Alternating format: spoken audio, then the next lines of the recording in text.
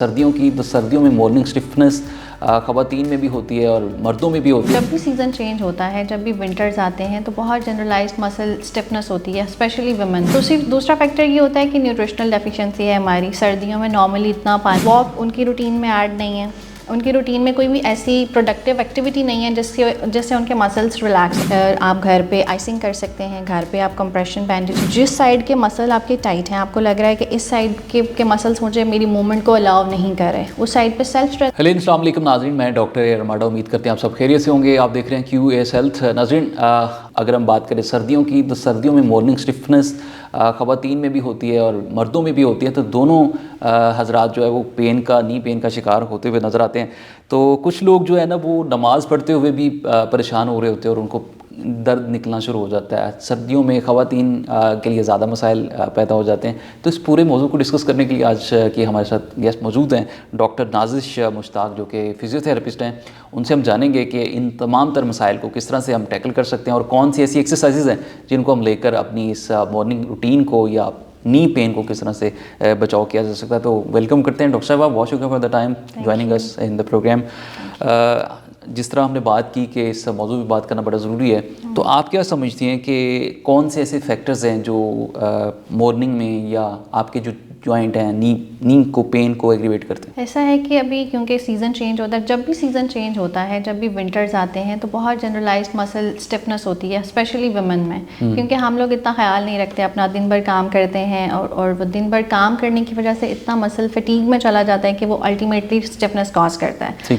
दूसरा फैक्टर ये होता है कि न्यूट्रिशनल डेफिशिएंसी है हमारी। सर्दियों में नॉर्मली इतना पानी नहीं पीते, वाटर इनटेक हमारा अच्छा नहीं है, जिसकी वजह से इलेक्ट्रोलाइट इम्बैलेंस होता है, उस वजह से अल्टीमेटली स्टिफनेस आती है। इसके अलावा हमारी जो फीमेल्स हैं जो घरों में रहती हैं, स्पेशली जो हाउस वाइफ्स हैं, उनका टाइम इतना ज़्यादा है, घर के रूटीन इतनी उनकी टाइट होती है कि वो सारा दिन चलती हैं लेकिन अपना ख्याल नहीं रख पाती उस तरह से, अपने मसल्स को रेस्ट का टाइम नहीं देती। अब वॉक उनकी रूटीन में ऐड नहीं है, उनकी रूटीन में कोई भी ऐसी प्रोडक्टिव एक्टिविटी नहीं है जिससे उनके मसल्स रिलैक्स हो सकें। तो फूड डेफिशिएंसी की वजह से, सप्लीमेंट डेफिशिएंसी की वजह से, न्यूट्रिशनल डेफिशिएंसी की वजह से, वाटर इनटेक की वजह से, ये जो सारे प्री डिस्पोजिंग फैक्टर्स हैं जो अल्टीमेटली मसल स्टिफनेस कॉज करते हैं। सर्दियों में पानी का इंटेक ज़्यादा नहीं होता, सप्लीमेंट्स हम उस तरह से नहीं ले रहे होते। ये जो सीजनल फ्रूट्स है ना, इनका एक बहुत इंपॉर्टेंट रोल है हमारे मसल्स को एक्टिव रखने में। क्योंकि हम नॉर्मली इतना वाटर इंटेक नहीं होता, लेकिन अगर हम सीजनल फ्रूट्स ही ले लें, चाहे रॉ फॉर्म में ले लें चाहे जूसेस की फॉर्म में ले लें, तो उससे हमें बहुत अच्छे विटामिन्स और सप्लीमेंट्स मिल जाते हैं। तो वो एक अल्टीमेटली जो है मसल्स को एक्टिव रखने में हेल्प करता है। दूसरा, हमारे पास जो फीमेल्स हैं घरों की, उनके पास कोई ऐसा एक्टिविटी रूटीन नहीं है, कोई वर्कआउट नहीं है, कोई ऐसा लाइफस्टाइल नहीं है कि वो मॉर्निंग में कोई रूटीन वॉक करती हूँ या कोई एक्सरसाइज करती हूँ, ऐसा कुछ भी नहीं करती। इसलिए वो लोग ज़्यादा कंप्लेन करते हैं मसल स्टिफनेस की। तो इन चीज़ों पे काम करना बहुत ज़रूरी है। हम एक्सरसाइज की तरफ भी आएंगे, लेकिन उससे पहले ये मैं जानना चाह रहा हूँ कि बहुत सारे पेशेंट ये कंप्लेन कर रहे होते हैं, जी डॉक्टर साहब जब हम नमाज़ पढ़ने की तरफ जाते हैं या झुकते हैं तो हमें नी पे दर्द आना शुरू हो जाता है, और ये सर्दियों में ज़्यादा कंप्लेंट्स होती हैं। तो इसकी वजह क्या है बेसिकली? जो है ये नी पेन आता किस वजह से है, सबसे पहले तो हम इस पे बात कर लेते हैं। थोड़ी सी जॉइंट एनाटमी समझ आ जाएगी तो फिर हम इस पे मज़ीद बात कर सकते हैं। होता ये है कि नी जॉइंट मिल के बना हुआ है दो बोन्स के साथ, ठीक है। एक फीमर है और एक टिबिया है। फीमर और टिबिया के बीच का ये जॉइंट होता है। इनके बीच में होती है कार्टिलेज जो इनको कुशन प्रोवाइड करती है, ठीक है। जब हम एजेस में जाते हैं, अर्ली एज, आजकल तो अर्ली एजेस में बहुत स्टार्ट हो रहा है। पहले तो ये होता था कि जब हम लेट 40s में जाते थे या 50s में जाते थे, फिर जाके वो कार्टिलेज की डीजनरेशन होती थी। लेकिन अब तो राइट 20 में भी शुरू हो सकता है। क्योंकि अब जो मसला हो रहा है ना, वो एक प्राइमरी कॉज था जो एज रिलेटेड था। अब जो कॉज है ये सेकेंडरी कॉज है। ये किस वजह से होता है? वियर एंड टियर की वजह से, क्योंकि हमारी एक्सेसिव एक्टिविटी बहुत ज़्यादा है। आजकल एक्टिविटी इतनी ज़्यादा, जैसे आप स्पोर्ट्स में देखें, स्पोर्ट्स में उनको बहुत काम करना पड़ता है, रनिंग है, जॉगिंग है, जो भी है, मतलब एक्टिविटी इतनी ज़्यादा है, उसकी वजह से wear and tear early ages में आ जाता है। लेकिन ये भी तो कहा जाता है ना कि आप एक्सरसाइज रिकमेंड की जाती है कि आप एक्सरसाइज और फिटनेस की तरफ जाएं, हाँ। फिर ओवर एक्सरसाइज में भी ओवर एक्टिविटी की वजह से जब क्योंकि जो हमारी नीज है ना वो ऐसा जॉइंट है जिसने फुल बॉडी का वेट कैरी करना है, ठीक है, तो इस पे सबसे ज़्यादा वेट आता है, इस वजह से इसके घिसने के चांसेस भी ज़्यादा होते हैं। राइट। तो वो ओवर वेट की वजह से भी ऐसा हो सकता है, ओवर एक्टिविटी की वजह से भी ऐसा हो सकता है, ओवर यूज़ की वजह, नो डाउट वो एक्सरसाइजेस करते हैं, उनके पास एक हेल्दी एक्सरसाइज प्लान होता है, लेकिन फिर भी वो यूज़ इतना कर लेते हैं कि वो जो डीजनरेशन है वो स्टार्ट हो जाती है अर्ली एजेस में ही। तो इस वजह से जब कार्टिलेज आपका वहाँ से घिसना शुरू हो गया है, बोन टू बोन कांटेक्ट आ गया है, जब बोन टू बोन कांटेक्ट आएगा उससे वो रप्चर शुरू हो जाता है, ओस्टियोफाइट्स बनना शुरू हो जाते हैं, कार्टिलेज तो ख़त्म हो गई वहाँ से, पर बोन टू बोन कांटेक्ट आ रहा है, वो जो बोन टू बोन ग्लाइडिंग होती है उस वजह से फिर पेन आता है, वो इतना स्फीयर पेन आता है कि समटाइम्स आपको उसमें क्रैकिंग साउंड्स भी आते हैं जिसको हम क्रेपिटस कहते हैं। नमाज अक्सर जब हम पढ़ते हैं, जो लोग ये कंप्लेन करते हैं कि नमाज पढ़ते हुए पेन आता है या आवाज़ें आती हैं घुटनों से, वो यही होती हैं, वो जब बोन टू बोन कांटेक्ट में आ रही होती है तो वहाँ से घिसने की आवाज़ें आती हैं, क्योंकि वो क्रेपिटस साउंड्स होती हैं, ओस्टियोफाइट्स बनते हैं, जब ओस्टियोफाइट्स एक दूसरे के साथ रगड़ खाते हैं तो वो फिर आवाज़ें आती हैं। ठीक है। अच्छा, नर्व की हमने बात की कि नर्व की खराबी की वजह से भी कहीं ना कहीं आपको ये नी पेन होना शुरू हो जाती है, तो इसकी बेसिक वजह क्या है, क्या समझते हैं? नर्व में बेसिकली ये होता है कि जिन लोगों को डीजनरेशन चेंजेस आना शुरू हो गई, अर्ली एजेस में आ गई, वो चाहे आपको लंबर में आ गई हैं, आपको नी में आ गई हैं, कहीं भी आर्थराइटिस हम कहते ही इसी है ना कि कहीं भी किसी भी जॉइंट में डीजनरेशन शुरू हो गई है, ठीक है। नॉर्मली क्या होता है कि यहाँ से जो नर्व पास कर रही होती है वो शैटिक नर्व पास कर रही होती है, back side of popliteal fossa से शैटिक नर्व पास कर रही होती है। जब वो कंप्रेस हुई है किसी भी वजह से, अगर हम इसकी बात करते हैं, नी पे इन्फ्लेमेशन थी, ठीक है, नी जॉइंट ख़राब हुआ, डीजनरेशन स्टार्ट हुई, इन्फ्लेमेशन स्टार्ट हो गई। जब इन्फ्लेमेशन हो गई है उसने सराउंडिंग मसल्स को भी इन्फ्लेम कर दिया, जब सराउंडिंग्स मसल इन्फ्लेम हो गए तो उसने नीचे से गुजरने वाली नर्व्स को कंप्रेस कर दिया, ठीक है, तो वो उसकी वजह से अल्टीमेटली नर्व कंप्रेशन आता है। नर्व कंप्रेस होगा तो आपको टिंगलिंग सेंसेशन, जो भी न्यूरोपैथी के साइंस होते हैं, जैसे पेन है, टिंगलिंग सेंसेशन है और एक शार्प शूटिंग इलेक्ट्रिकल पेन आती है, वो आपको फील होना शुरू हो जाती है। आपने देखा होगा कि जो लोग नी पेन की कंप्लेन करते हैं उनके अक्सर पोप्लिटियल फोसा में एक सिस्ट सा बन जाता है जिसको हम बेकर सिस्ट कहते हैं। वो इस वजह से होता है कि वहाँ पे फ्लूइड की जब इन्फ्लेमेशन होती है तो फ्लूइड एक्यूमुलेट हो जाता है, वो सिस्ट की फॉर्म में पोप्लिटियल फोसा में अपेयर होता है, उसको हम बेकर सिस्ट कहते हैं। जब वो एक एक्सटर्नल चीज़ है, वो हमारी बॉडी का पार्ट नहीं है, वो एक नई चीज़ बन गई है, तो उसने नर्व को कंप्रेस कर दिया। जब नर्व कंप्रेस हो गई तो उसने अपनी न्यूरोपैथी साइंस देना शुरू कर दिए, जिसमें पेन आ जाता है, जिसमें स्वेलिंग है, जिसमें नमनेस है, टिंगलिंग सेंसेशन है, इस तरह के साइंस आने शुरू हो जाते हैं। ठीक है। हमने बात की ख़वातीन की, आपने बात की कि ख़वातीन में भी ये ज़्यादा पेन होती है यूजुअली जो हाउस वाइफ्स होती हैं, तो उनमें क्या बेसिक वजह है और उसको हम किस तरह से ट्रीट किस तरह से कर सकते हैं?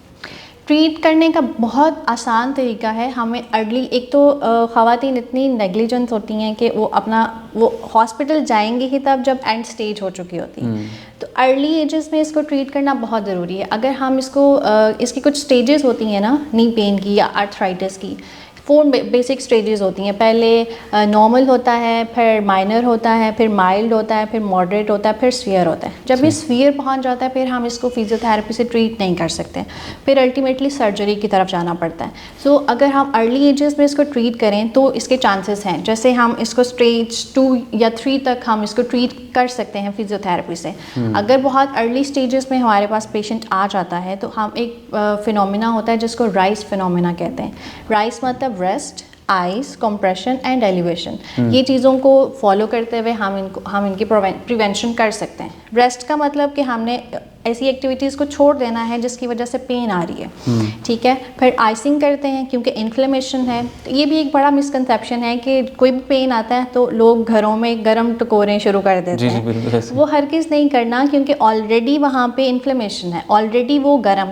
एक बहुत अच्छा मैं आपको पॉइंट बता देती हूँ। जब भी आपको लगे कि आपको किसी जगह पे टकोर करने की ज़रूरत है तो आपने हाथ के साथ टेम्परेचर चेक कर लेना है उसका। अगर आपका टेम्परेचर ज़्यादा है, अगर आपको जॉइंट गर्म दिखे तो फिर आपने उसको गर्म टकोर नहीं करनी, फिर आपने बर्फ़ की टकोर करनी, यानी ठंडी टकोर करनी, ठीक है। अगर आपको लगे कि ये आप टेम्परेचर नॉर्मल है, क्योंकि ये जो एक्यूट स्टेज होती है ना, उसमें टेम्परेचर ज़्यादा होता है, राइज करता है, उसमें इन्फ्लेमेशन ज़्यादा होती है। तो हमें उस टाइम पे आइसिंग करनी होती है, यानी ठंडी बर्फ़ की टकोर करनी होती है।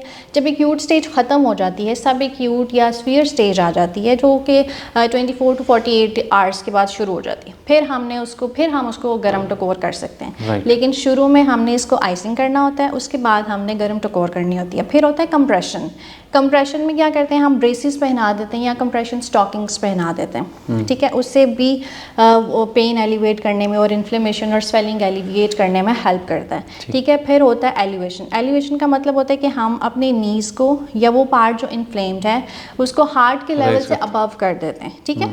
तो उससे क्या होता है कि जो आपका ब्लड फ्लो है वो कम हो जाए, उस एरिया से हार्ट के निस्बत ब्लड फ्लो कम हो जाएगा, तो इन्फ्लेमेशन अल्टीमेटली कम हो जाएगी। तो ये एक राइस का फिनोमेना होता है जो बहुत हेल्प करता है अर्ली स्टेजेस में, अगर पेशेंट हमारे पास आ जाता है। बहुत सारे लोग जो है जब उनको नी पे पेन होना शुरू हो जाती है तो वो स्टीरॉयड इंजेक्शन की तरफ चले जाते हैं। स्टीरॉयड इंजेक्शन समटाइम उनको बड़ा हेल्पफुल होते हैं वक्ती तौर पे, लेकिन ultimately for the long period उनको पेन दोबारा से डेवलप होना शुरू हो जाती है और वो केस कॉम्प्लिकेट हो जाता है। तो व्हाट डू यू सजेस्ट के इस तरफ जाना चाहिए और उस जाने के बाद फिजियोथेरेपिस्ट का क्या रोल होता है? स्टेरॉयडल इंजेक्शंस लोग ले तो देते हैं, वो टेम्परेरी पेन रिलीफ कर तो देता है, लेकिन उसके बाद वो वापस सिम्टम्स अपना शो करना शुरू कर देता है। सो स्टेरॉयडल इंजेक्शन हरगिज़ भी रिकमेंडेड नहीं होते।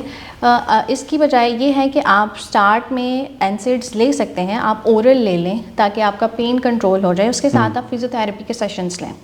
फिजियोथेरेपी एक परमानेंट सॉल्यूशन है, क्योंकि आप जब स्टीरॉइड्स ले लेते हैं उसने टोटली आपका उस टाइम पे पेन ख़त्म कर दिया। आप थेरेपी नहीं लेते, वो आप समझ लें कि आपके जो मसला था वो वहीं का वहीं फ्रीज़ हो जाता है। फिर वो जब वापस अनफ्रीज़ होता है तो आपको वही सिम्टम्स आना शुरू हो जाते हैं। इसके बजाय अगर हम फिजियोथेरेपी लिख के सेशंस ले लें तो हम उसको बेटर ट्रीट कर सकते हैं। लेट फॉर एग्जांपल एक पेशेंट है आर्थराइटिस का, हमारे पास वो अर्ली स्टेजेस में आ जाता है, स्टेज 2 स्टेज 3 तक वो आ जाता है। फिर हम क्या कर सकते हैं, हम उसकी फिजियोथेरेपी कर सकते हैं। फिजियोथेरेपी में क्योंकि नी जॉइंट इन्वॉल्व हुआ है, जब जॉइंट इन्वॉल्व होगा तो सराउंडिंग के सारे मसल्स में इन्वॉल्व होंगे, जो उसकी फ्लेक्शन में हेल्प करते हैं, जो उसकी एक्सटेंशन में हेल्प करते हैं, वो सब इन्वॉल्व होंगे। तो हम क्या कर सकते हैं, हम स्ट्रेचिंग पे काम कर सकते हैं, हम स्ट्रेंथनिंग पे काम कर सकते हैं, हम मसल की एक्टिवेशन पे काम कर सकते हैं, हम उसको ट्रैक्शन दे सकते हैं। क्योंकि जब कार्टिलेज ख़त्म हो गया, कार्टिलेज वहाँ से आपका डीजनरेट हो गया है, तो वो बोन्स आपस में कांटेक्ट में आ गई हैं, वो कंप्रेशन कॉज करती हैं एक दूसरे के ऊपर। हम ट्रैक्शन दे के उसको सेपरेट कर सकते हैं। इन चीज़ों को हम फिजियोथेरेपी से अचीव कर सकते हैं। लेकिन देखा जाए यूजुअली फिजियोथेरेपिस्ट बड़े एक्सपेंसिव होते हैं, उनका ट्रीटमेंट बड़ा प्रोसीजर बड़े महंगे होते हैं। तो आम जो लोग हैं जो अफोर्ड नहीं कर सकते, वो घर पे रह के कौन सी ऐसी एक्सरसाइज, होम रेमेडीज़ जिसको हम कहते हैं फिजियोथेरेपी में, आप कौन सी ऐसे होम प्लान्स रिकमेंड करते हैं कि नी पेन से बचाव किया जा सके, ऐसे बचा जा सके? जैसे मैंने आपको बताया राइस का फिनोमेना है, वो घर पे आप अपने ऊपर अप्लाई कर सकते हैं। अगर बहुत कोई टेक्निकल एक्सरसाइज नहीं है उसमें, आपको रेस्ट करना है, आपको वो एक्टिविटीज़ क्विट करनी है जो आपको पेन को बढ़ाते हैं, जैसे कि स्टेयर्स चढ़ना, जैसे कमोड यूज़ करना, आप फ्लश यूज़ करना, आप फ्लश यूज़ नहीं करें, आप कमोड यूज़ करें। बहुत ज़्यादा 90 डिग्री के एंगल्स पे उसको नी को बेंड नहीं करें। आप घर पे आइसिंग कर सकते हैं, घर पे आप कंप्रेशन बैंडेजेस पहन सकते हैं, आप ब्रेसिस पहन सकते हैं, आप एलिवेट करके रखें उसको। ये चीज़ें बेनिफिशियल होती हैं, घर पे आप ये चीज़ें कर सकते हैं। इसके अलावा जिस साइड के मसल आपके टाइट हैं, आपको लग रहा है कि इस साइड के मसल्स मुझे मेरी मूवमेंट को अलाउ नहीं कर रहे, उस साइड पे सेल्फ स्ट्रेचिंग सिखा दी जाती है। ऐसा नहीं है कि हम बुलाते ही रहते हैं कि आप पेशेंट हैं तो आप शुरू हो गया सेशन तो आप आते ही रहें। स्टार्ट में हम ज़रूर क्योंकि ये थोड़ा सा लंबा सेशन चलता है। आर्थराइटिस के जो पेशेंट हैं इनका जो प्रोग्नोसिस होता है एटलीस्ट 6 वीक्स तक चलता है ये। सो शुरू में हम रोज़ाना बुला लेते हैं उसको ताकि थेरेपी चलती रहे, उसके बाद हम होम प्लान दे देते हैं। तो हम वो एक्सरसाइजेस सिखा देते हैं उनको ताकि वो घर में इजीली कर सकें। उसमें जो भी है स्ट्रेचिंग है, स्ट्रेंथनिंग है, जो भी मसल ग्रुप उसका इन्वॉल्व है, सिम्टोमेटिक जो भी उसकी बन रही है एक्सरसाइज वो उसको सिखा दी जाती है। तो स्ट्रेचिंग घर में आराम से कर सकते हैं आप। आपने अगर अपने हैम्स को स्ट्रेच करना है तो आप यूँ चेयर पे बैठें, सामने एक और चेयर रखें, उसके ऊपर अपनी टांग यूँ सीधी करके रख के थोड़ा सा कंप्रेशन आप उसके ऊपर डालेंगे तो आपको एक अच्छा स्ट्रेच फील होता है। तो इस तरह की बहुत बेसिक एक्सरसाइजेस हैं जो सिखा दी जाती हैं पेशेंट्स को ताकि वो घर पे भी कर सकें। ठीक है, बहुत शुक्रिया। हमारे साथ मौजूद थी डॉक्टर नाजिश मुश्ताक जो बता रही थी कि किस तरह से घर पे रह के इन एक्सरसाइज को फॉलो करके, इन फिजियोथेरेपिस्ट प्लान को फॉलो करके आप घर पे खुद को हेल्दी रख सकते हैं और नी पेन से किस तरह से बचाव किया जा सकता है। ख़वातीन के हवाले से हमने बात की कि बहुत सारी ख़वातीन जो कंप्लेंट्स कर रही होती हैं नी पेन की, वो खुद को किस तरह से सेफ़ और सिक्योर रख सकती हैं। फिर हमने बात की कि नर्व की वजह से, नर्व कंडक्शन की वजह से बहुत सारे मसाइल आना शुरू हो जाते हैं, उनको किस तरह से हम टैकल कर सकते हैं। मॉर्निंग स्टिफनेस से किस तरह से बचा जा सकता है, कौन सी जो आपकी लाइफस्टाइल है उनमें चेंजेस लाई जा सकती हैं। अगर आप सेडेंटरी लाइफस्टाइल को फॉलो कर रहे हैं तो उससे बाहर निकल के आप बहुत सारी चीज़ों को बेहतर कर सकते हैं। तो आज का शो उम्मीद करते हैं आपके लिए बड़ा मुफीद साबित होगा, बहुत कुछ सीखा भी होगा आपने। और आप अपने मेज़बान डॉक्टर अरमाडा को अगले प्रोग्राम के लिए इजाज़त दीजिए। अल्लाह ने के बाद।